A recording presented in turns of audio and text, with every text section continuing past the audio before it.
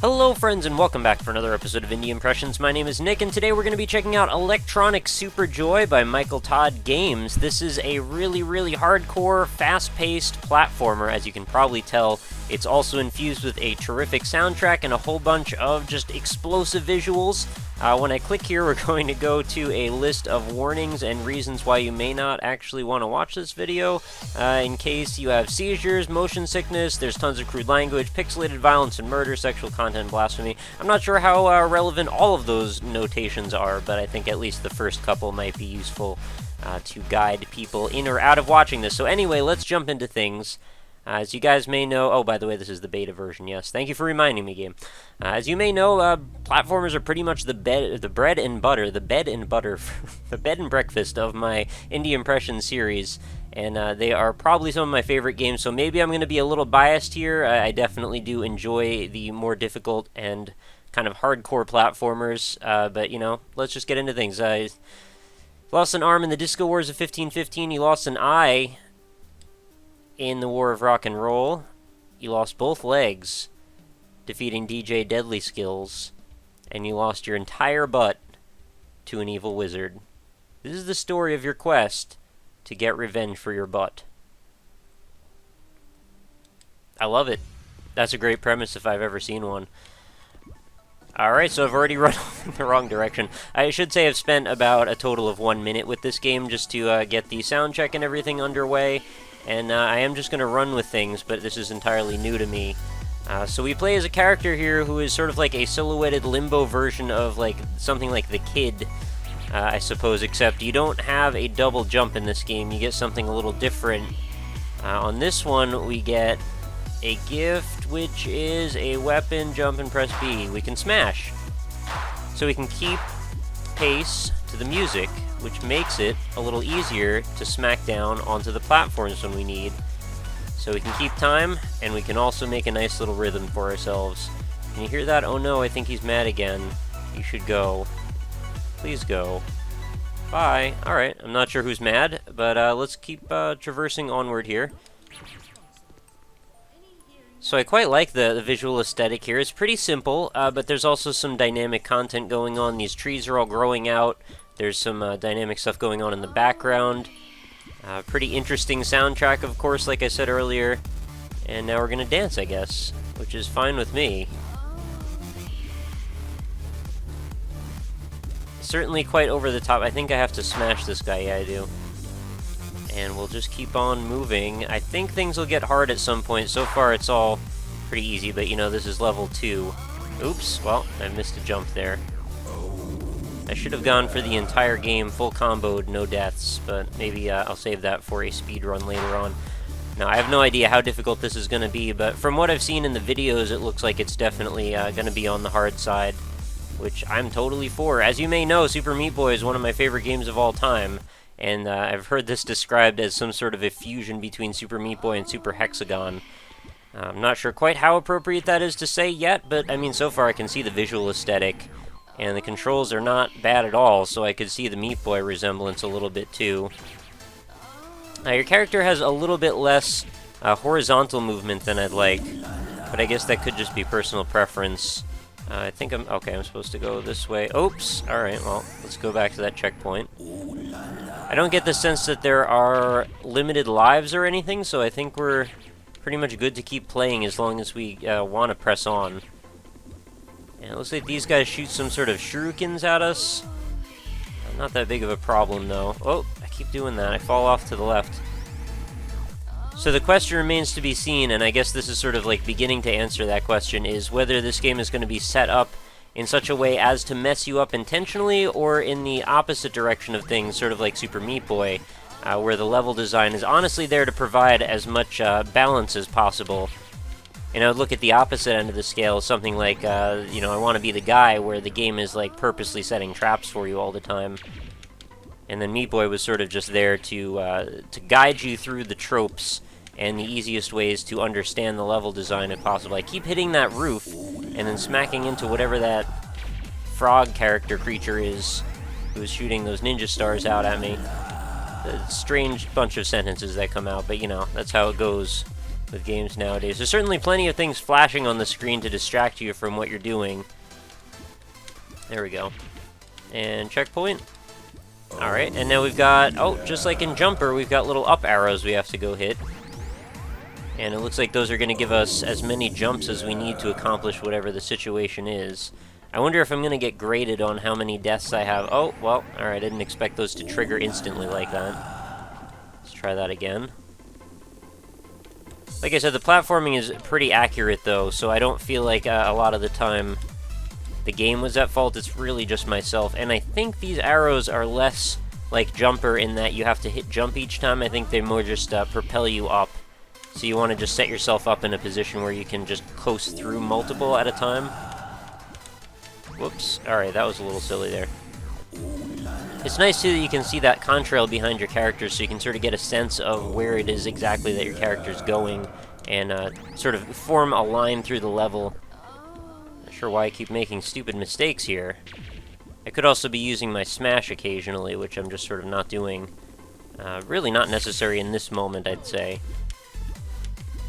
And I am using a 360 controller, in case you were wondering, as I almost always am. I'm using the analog stick. I assume I could use the D-pad as well. Yes, I can. Again, I know the controversial thing about saying these walls are sticky. Okay, so we've got a new gameplay convention here. But yeah, I'm aware of the how kind of controversial it is to say that I'm using the D-pad on the 360 controller. It's not always people's favorite choice. I figure, you know, do what you gotta do, though. Whatever works. So this is a little interesting. So our character, whenever we're in this, the black zone of the coloration here, is going to be basically impossible to see aside from our eyes.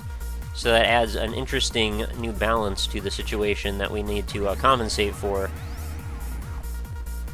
If only I had a little bit more horizontal drift in the air, I'd think this would be a lot easier. Okay, so it looks like when you get near the right edge of the screen, it starts to advance scrolling a little bit, which is kind of a really nice touch, actually. Which should allow you to, if you get in a position where you're about to, you know, reach the edge of the screen, it should keep things moving at the pace that you want to set. That way, you know, some of us who like to sort of speedrun through games don't feel like we're waiting for the game as much. I say some of us like I'm a prominent speedrunner. No, I mean, I've played a few Meat Boy levels in that way, but for the most part I am not a member of that very lively community, although I have great respect for people who speedrun. And now I seem to be just running into a little bit of a jumping issue here, because I'm just not wanting to commit to a full move left to right. And it looks like we're going for sort of pixel-perfect jumping patterns when we get to these positions. A lot of these things seem like you have to jump off the furthest most corner to actually be able to grab that. Well, maybe not all the way in the furthest most corner, but pretty close anyway. Alright, now we've got another checkpoint and sticky walls. Oops, just sort of randomly fell off of that one. I like that the developer is careful enough to put a bunch of like white strobing lights that can make it a little bit easier to see where some of the points that you can actually lift yourself from are. Certainly results in a bit of a amazingly cluttered screen, but in a good way, though, if that makes any sense. Sometimes I sort of like embrace the chaos of what's going on in games like this, and this is a case where I think that is able to be done. Also, you know, something like Super Hexagon I feel the same way about. Alright, so I need to actually plot out where I'm about to go before I jump. Alright, there we go. I'll make our way back down. We've got arrows. Just sort of commit to one direction and we should be good to go. It'll shoot me all the way up to another teleporter, and I need to know that right after that I'm going to move to the right. So I'm sort of finding that the question I posed earlier about whether the game is trying to set us up for traps and stuff, it's sort of somewhere in between. I want to be the guy in Super Meat Boy. It's like the game sort of wants to help you out a little bit, but not all that much. Because something like that, where you find yourself just plummeting to your death instantly, that's not really a situation that can be helped with anything except for experiential learning. So I guess they're setting you up to figure this out as you go. What do I do with this? Why is... Oh, okay, we've got multiple teleport points. Okay, so this is further backing my example there. That is entirely something that would be done from memorization, so there's basically no option for you to just sight read the level in that case. Which I find is kind of unfortunate. I really like games where you don't have to worry as much about that kind of thing. where it's all about your skill, you know, your dexterity and your ability to be very attentive to the game, whether that be visually or otherwise. And which position? Okay, so each one of these seems to lead me on a path, so maybe I was a little off in that assertion. So they're exploding platforms, and that brings me back here. Maybe I have to clear each one of these challenges before I can go to the goal. Oh no, I just have to pick the right one. Kind of happy to be back to Pink World here because it's a little easier to see things. I wonder if there's a whole bunch of other visual themes going on that we'll get to eventually. Oh, that was a little careless. I probably should have taken that one. Alright, there we go. Very interesting that you can see the path behind you. I think that's a very cool touch. What is that? Oh, is that a collectible? I think it may be, actually, because I haven't seen really any of those before. And what's that on the right there? It looks like some sort of a key. Oh, once I get down there, I can't get back up, so I have to, like, speed up somehow. I guess I can make myself fall a little faster by using the smash ability. Well, I'm not sure how much that's going to help me out. I think I really do have to just rush to the next warp point.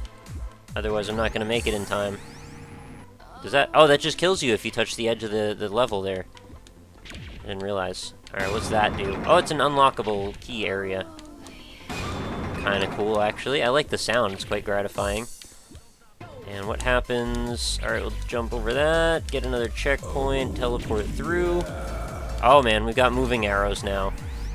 I'm kind of okay with this. Because, I mean, the game was kind of easy, am I right? No, I'm kidding. I probably want to smash onto those, I think, for increased accuracy. Although they need to kind of hurry up a little bit. Oh, maybe I shouldn't do that, actually, because I'm just going to end up missing. It's hard to quite get your mind around that you will instantly hit the ground when that happens. Oh. Okay, oh, I didn't know if I could necessarily step on some of those things. That's pretty tricky, actually, especially with the ground, well, the screen moving away from you or against you in the whole thing. So you're sort of counterbalancing, arrows moving towards you while the screen is moving in the other direction. And actually, it's not so bad once you find the rhythm, but I think it is very much about the rhythm. Alright, this should be a little bit easier. I just need to stay on the border of where these points... Alright, there we go. Sticky floor? No, slippery floor. And now what? We've got lasers? Oh, geez, this could be interesting.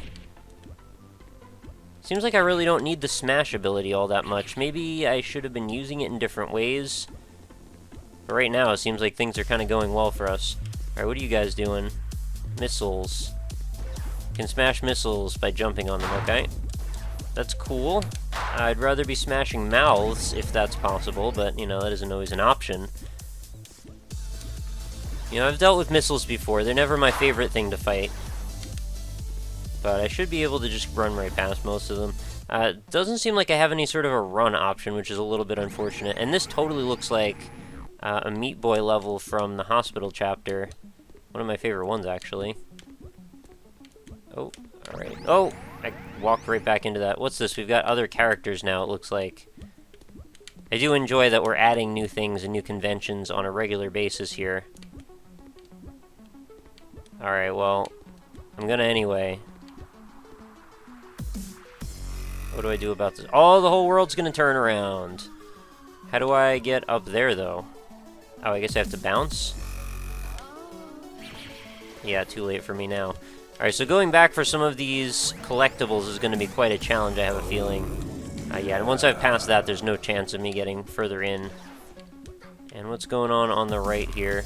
I'll just get hit with that missile. Okay, I thought I was going to jump over it, but no, much better to just get hit by it, I suppose.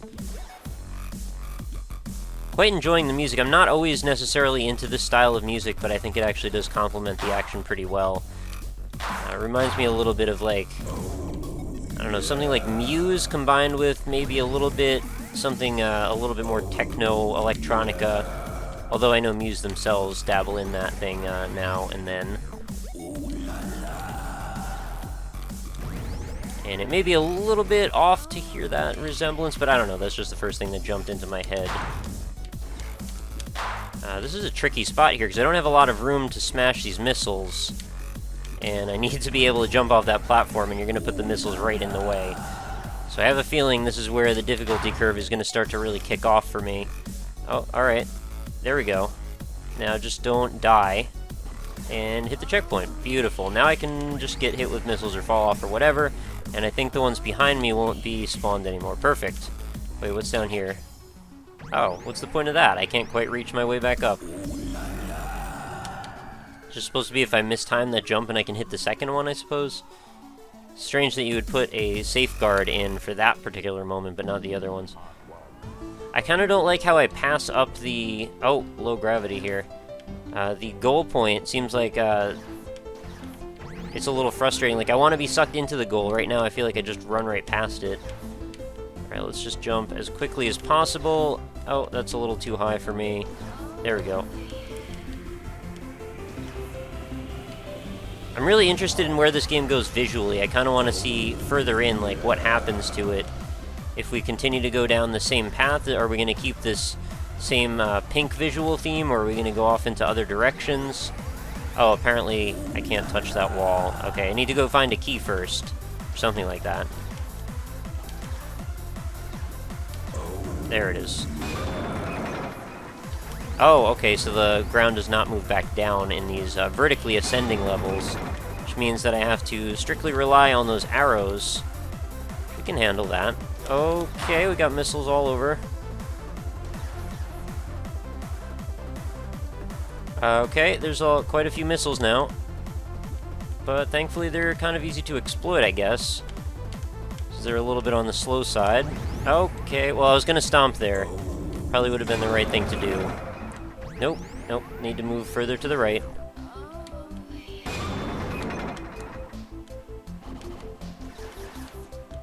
This melody reminds me of a song, and I'm not sure what it is.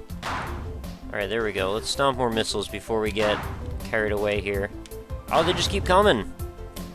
Whoa, I almost walked right into that one. Oh, I did walk into that one. Well, I have a feeling you'll have a pretty good idea, at least what to expect right now from Electronic Super Joy. I think it's definitely a cool type of platformer. You don't see a lot of, like, the hardcore ones coming out that really have their own distinct theme to them. And this one definitely does. So I have a feeling if you're into the really difficult stuff, like I am, you might find this one to be to your liking. So, I mean, it seems like it would be worth a grab. It's going to be available on Steam. I'm not sure if it's going to... I think it's available pretty soon. It's available on Early Access right now, but I'm not sure when we're exactly going for the full version. And I'm not sure how exactly I'm going to make it up all these platforms. I guess I need to just out-jump them, maybe. Because after a while, they start pointing up at you, and you can't really do a whole lot to defeat them. They just are going to be underneath the platforms you're jumping on. Oh, come on. And when they're coming up from the platform underneath you, I don't know, it feels a little bit like a cheap death to me. So, I don't know, you have to come in knowing that we're sort of running this balance between it being a little bit on the cheap side and a little bit on the fair side. And I think I've done okay to show off what I mean by that.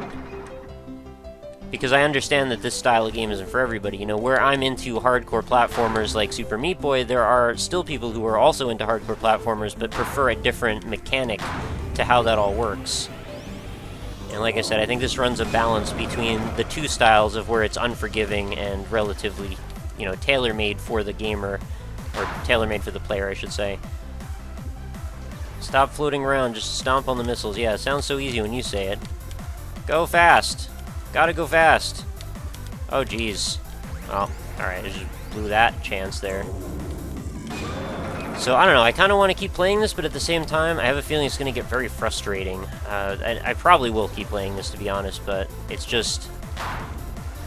when we get into stuff like missiles, and we get all these other conventions, I don't know, I start to lose a little bit of my desire to want to improve my skill, because it seems like a lot of the time the game is trying to balance itself based on other metrics that I don't really have control over. And that was one of my complaints even about Super Meat Boy, is like the missile levels were just mostly more frustrating than fun for me. And it seems like we're going pretty heavy on missiles already, but I'm sure we'll mix that up at some point later on. And I do understand that at this point I should probably be following their advice and trying not to stand still for very long. Alright, now they're going to curve around, so it should give me some extra time. There's not really any... oh man, there's not really any way to get around the fact that they're coming up from below. I mean, I can try and float in the air for an extra long time, but I think it's the opposite of what I want to be doing. And I guess I should, like, end every jump by smacking back down. Sort of occurred to me as I'm jumping up these platforms, maybe I want to be smacking down each time I jump up.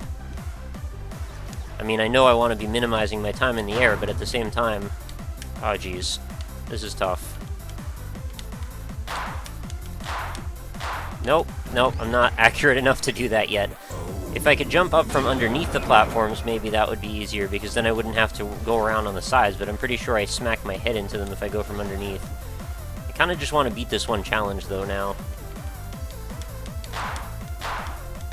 Yeah, I think that's more what we're trying to do. Got it. You know what this also reminds me of is, They Bleed Pixels a little bit. Oh, there we go. Challenge complete. And it looks like we're just off to another difficult level. So, I think you get the idea. This has been Electronic Superjoy. I do think it's worth a look, and I do think it's a very cool game, very cool visual style, great music, and it looks like very challenging gameplay. So if you're into that kind of thing, definitely go look it up. A link is going to be in the description, as well as all my social media links, so if you want to check out more Indie Impressions videos, we're getting very, very near 500 of them now over on indie-impressions.com, so if you want to stop by for a visit, feel free to sort through them, check them out, and just look for any kind of new games by whatever metrics you enjoy. You know, they're all sorted by category and genre and stuff, so, you know, there should be something for just about everybody up there. But other than that, feel free to leave any comments. I'd love to hear what you think of this style of gameplay. If you're into hardcore-ish games like this, I'd love to know what your opinions are of this in particular, where you think it might need to be improved, what you like about it, what you don't like about it. All of that stuff is fair game for the comments, so feel free to leave one. And of course, any support you can leave is greatly appreciated. That is primarily how this channel is still continuing to grow, by word of mouth. So if you know somebody out there who's into indie games and is looking for a cool way to get into new ones every single day, you might want to tell them about youtube.com/RockLeeSmile, because I've been doing this series for over close to a year and a quarter now, every single day consecutively. Still haven't missed a single day. So I would love it if you could tell somebody about it. And that will pretty much do it for today's episode. Thanks again for watching, and be sure to come back again tomorrow, because like I said, new episode every single day. So I hope to see you back here, and I hope to read some comments from you, and I hope to hang out with you again in the future. So thanks again, and I will talk to you later.